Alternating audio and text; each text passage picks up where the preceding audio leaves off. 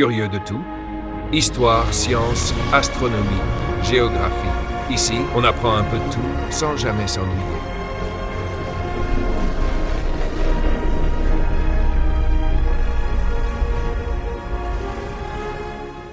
L'histoire d'Alexandre commence en 356 avant Jésus-Christ, à Pella, capitale de la Macédoine.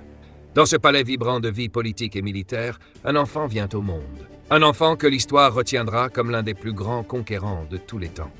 Son nom, Alexandre. Son père n'est autre que Philippe II, roi redouté et stratège visionnaire.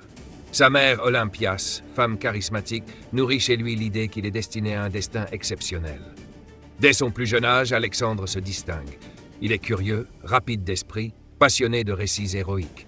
Il n'a pas encore 10 ans qu'il maîtrise déjà l'art de monter à cheval, et force est de constater qu'il ne ressemble pas aux autres enfants de la cour. Le feu brûle dans ses yeux.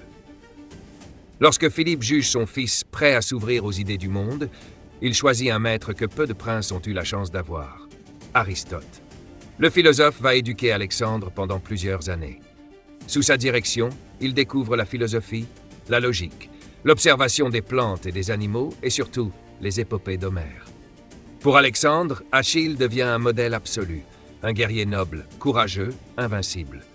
Aristote lui transmet aussi une manière de regarder le monde, avec curiosité, avec exigence, avec ambition. Ces années forgent l'esprit du futur roi. Alors qu'Alexandre n'est encore qu'un jeune homme, un événement tragique secoue le royaume.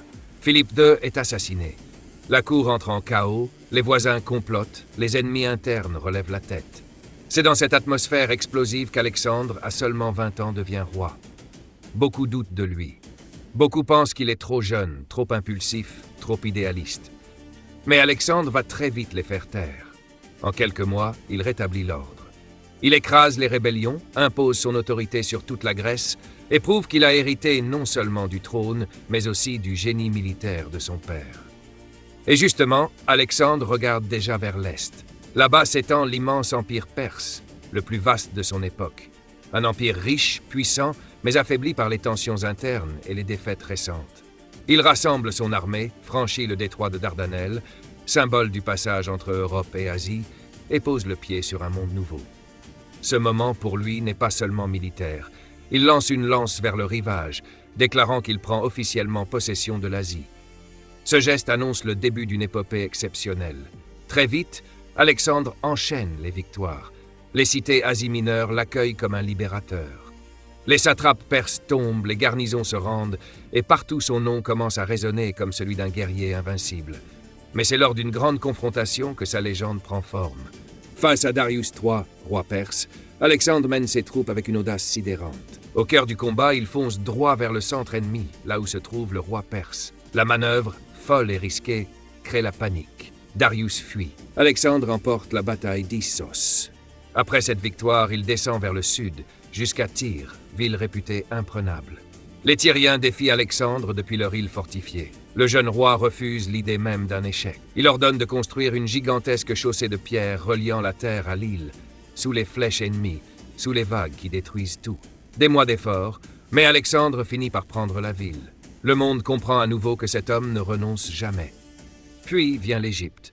Alexandre y est accueilli comme un libérateur. Les prêtres voient en lui un souverain légitime, presque sacré. Il fonde une ville destinée à traverser les siècles, Alexandrie. Pour la première fois, Alexandre ne se contente plus de conquérir, il bâtit. Il reprend ensuite la route vers le cœur de l'empire perse. À Gaugamel, il affronte Darius pour une dernière bataille. L'armée perse est immense, mais Alexandre, maître dans l'art de la stratégie, emploie une manœuvre audacieuse qui brise le centre de l'ennemi. Darius s'enfuit à nouveau, et peu après, il meurt. Mais Alexandre n'a pas fini de rêver. Son regard se tourne vers l'Inde, terre mystérieuse et presque mythique. Il mène son armée toujours plus loin à travers montagnes, jungles et rivières. À Hydaspe, il affronte le roi Poros et ses éléphants de guerre. Le combat est terrible, mais Alexandre l'emporte. Pourtant, son armée, épuisée, refuse d'aller plus loin. Sur les rives Iphaz, Alexandre cède pour la première fois et rebrousse chemin. Le retour est un calvaire. Le désert Gédrosie décime son armée. Faim, chaleur, maladie. Alexandre paie le prix de son ambition. Finalement, il rejoint Babylone. Il n'a que 32 ans, Mais son empire s'étend de la Grèce aux portes des Indes. Là, soudainement, il s'effondre, victime d'une mystérieuse maladie. En 323 avant Jésus-Christ, il meurt entouré de ses compagnons après avoir murmuré cette phrase devenue légendaire. Au plus digne. Alexandre laisse derrière lui un empire impossible à gouverner, mais une légende que plus de 2000 ans n'ont pas effacée. Un adolescent qui rêvait d'Achille, devenu un roi qui a changé le monde. La connaissance, ça se partage. Abonne-toi, like et partage pour continuer à explorer le monde avec les petits savoirs.